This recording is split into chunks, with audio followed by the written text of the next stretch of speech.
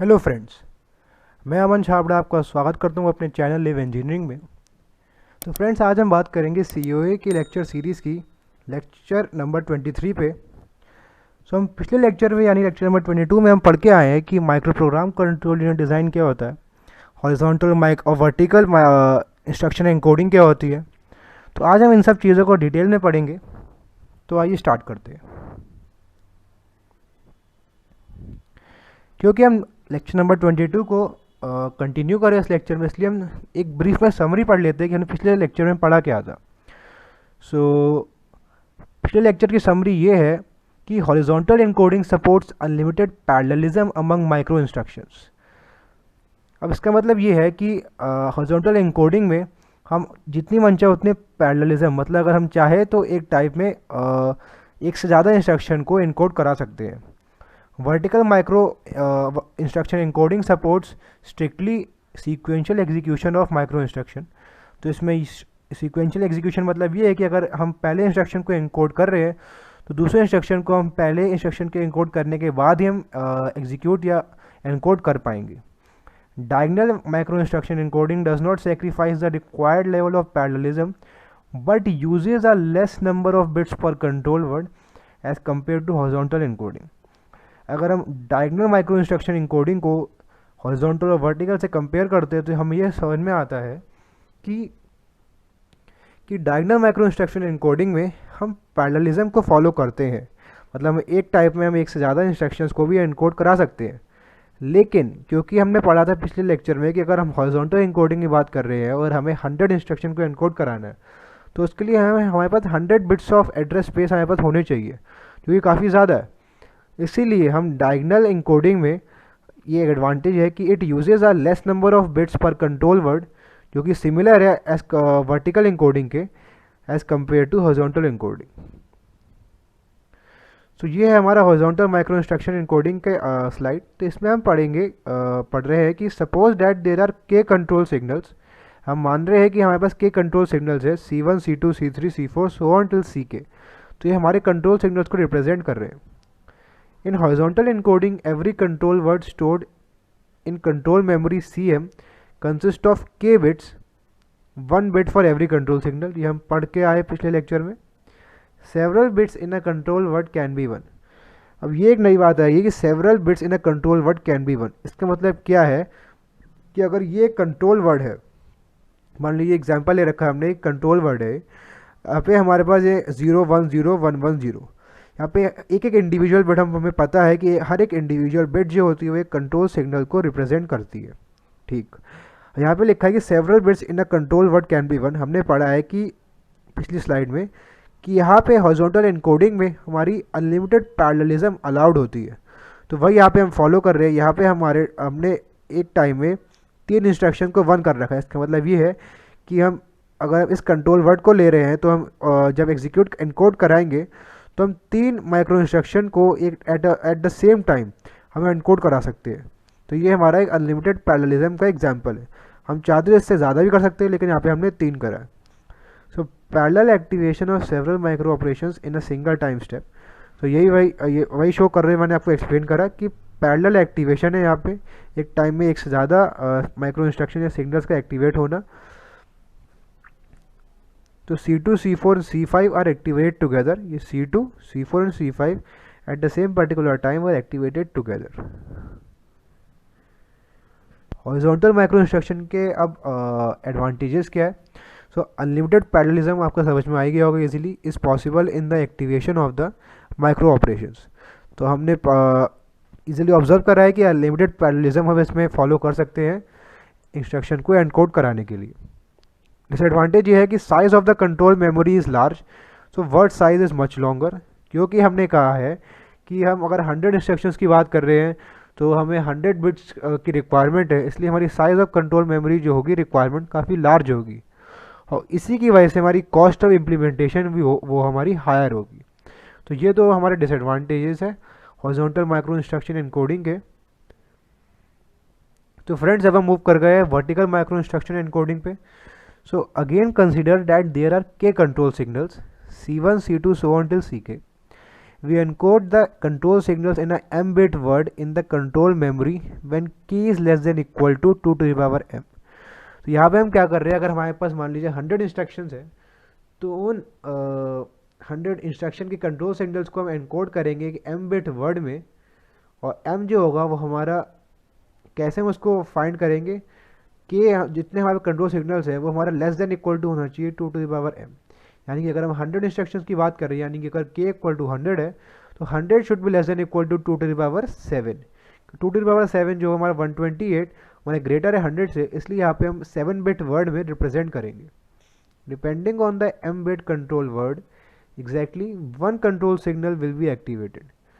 इसका मतलब ये है कि अगर हमने 7 बिट कंट्रोल वर्ड लिया है तो हमने पिछली स्लाइड में ही पढ़ा कि हम एक टाइम में सीक्वेंशली हम स्ट्रिक्टली फॉलो करते हैं, सीक्वेंशली हम एक्टिवेट करें एक एक सिग्नल को। तो यहाँ पे हम exactly one control signal will be activated eight the same time while all others will remain deactivated। तो ये हमारे एक डिसएडवांटेज भी हो सकता है। Eight most one control signal can be activated in a time step. इसका मतलब ये है कि ज़्यादा से ज़्यादा हम एक ही सिग्नल को एक्टिवेट कर सकते हैं, या एक को या कोई नहीं, एक से ज़्यादा हम एक्टिवेट इसमें नहीं कर सकते। तो ये हमारा डिसएडवांटेज है। तो ये हमारे जैसे कि देख रहे होंगे, अगर हमने m बिट वर्ड में एनकोड करा है तो डिकोडर की मदद से हमने अलग अलग कंट्रोल सिग्नल जनरेट कर लिए। अगर हमने कहा कि हम एक सिग्नल को एक्टिवेट करेंगे, मान लिया हमने C1 को एक्टिवेट करा, बाकी C2 C3 C के सारे हमारे उस केस में 0 हो जाएंगे। सो एडवांटेज ये है कि requires much smaller word size in control memory. तो यहाँ पे क्योंकि हम उसे 100 इंस्ट्रक्शंस को अगर हमें स्टोर कराना है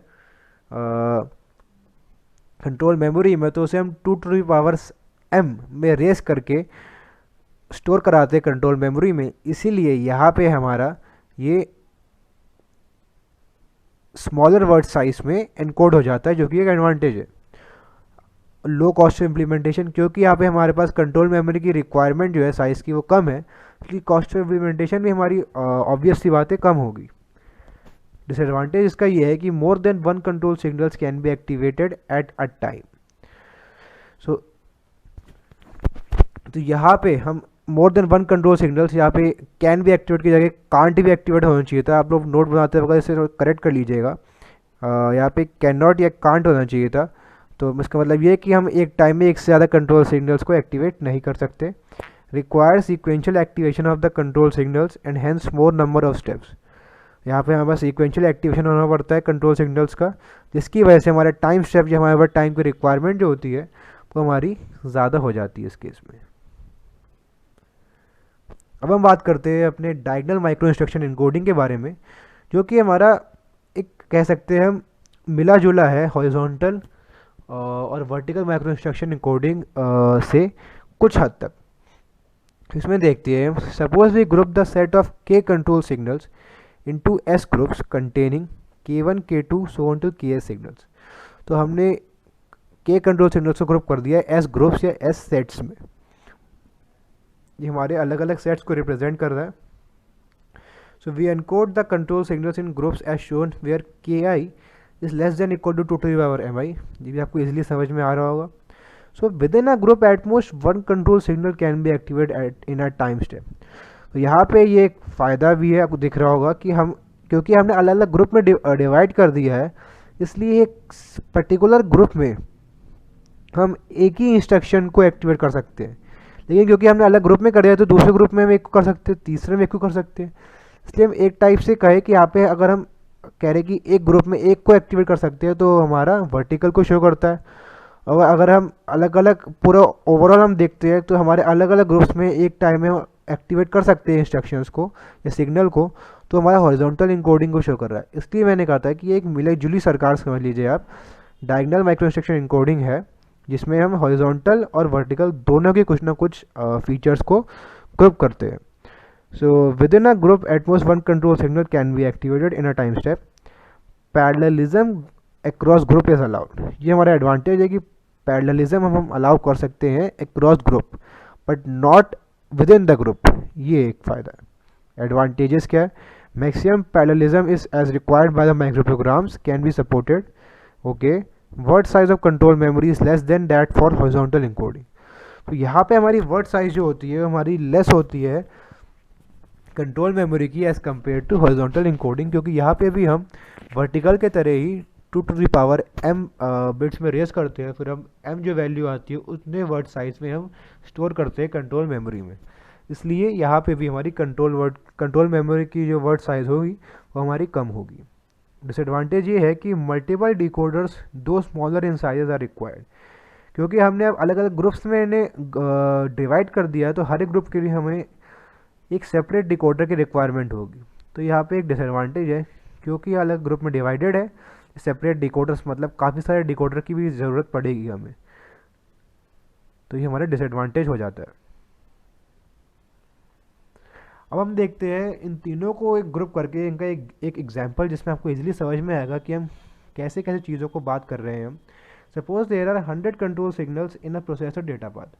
हमने मान कर रखा है कि हमारे पास 100 कंट्रोल सिग्नल्स है प्रोसेसर डेटा पाथ में। तो हम हॉरिजॉन्टल इनकोडिंग की बात करें तो उसके लिए हमारे पास कंट्रोल वर्ड साइज होनी चाहिए 100 बिट्स की। हमने पढ़ा है कि हर एक कंट्रोल सिग्नल को रिप्रेजेंट करने के लिए 1 बिट की रिक्वायरमेंट होती है।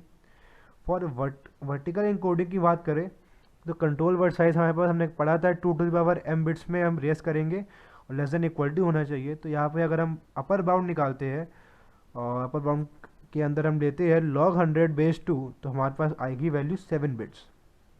For diagonal encoding suppose after analysis of the micro programs we divide the control signals into 5 groups.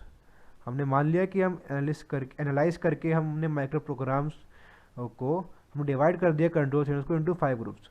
अब मान लीजिए यहाँ पर हमने एग्जांपल में लिया 100 कंट्रोल सिग्नल है, तो हमने 5 ग्रुप में डिवाइड करा है। तो हमने कहा कि पहले ग्रुप में 25 इंस्ट्रक्शन या सिग्नल्स है, दूसरे में 15 है, तीसरे में 40, चौथे में 5 और लास्ट में हमारे 15। तो टोटल कितने होगा 25 15 हमारे हो गए 40 40 40 80 और 80 और 20 हमारे 100। तो हमारे 100 हमने सिग्नल्स को डिवाइड कर दिया 5 ग्रुप्स में।